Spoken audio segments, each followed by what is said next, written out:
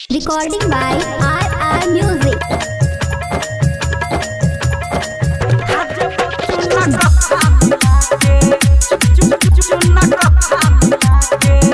बेच देबो तोरा ले सबटा के जत्था तोहर जवानी छुपाना कुपत्ता बेच देबो तोरा ले सबटा के जत्था तोहर जवानी छुपाना कुपत्ता के हबेन बैठ के रहबे हमरा तू देखा के रखने छाजे जवानी जोगा के खाजे पोचुना कथा मिला के रखने छाजे जवानी जोगा के खाजे पोचुना कथा मिला के से बात है।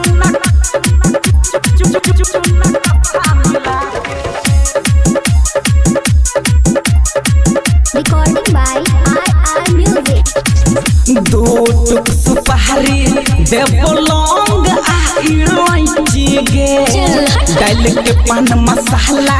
सबटा छट बहला के हकैची गे दो टुक सुपारी देबो लौंग आ इलायची गे डाल के पान मसाला सबटा छट बहला के हकैची गे आप में रह तू हमारा से लहागे लुका के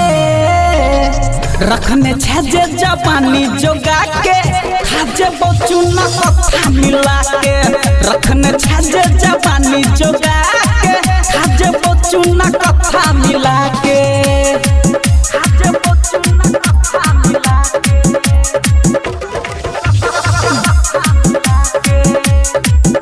Recording by RR Music. Writer Raja के छै छौड़िए ताबे हमी सन गे छोड़ तौने तोरा छौरा रफा तार की सन गे राइटर राजा के छै छौड़िए ताबे हमी सन गे छोड़ तौने तोरा छौरा रफा तार की सन गे औगिया लगलही जे तू जो नाम के बुताई के रखने छजे जवानी जोगा के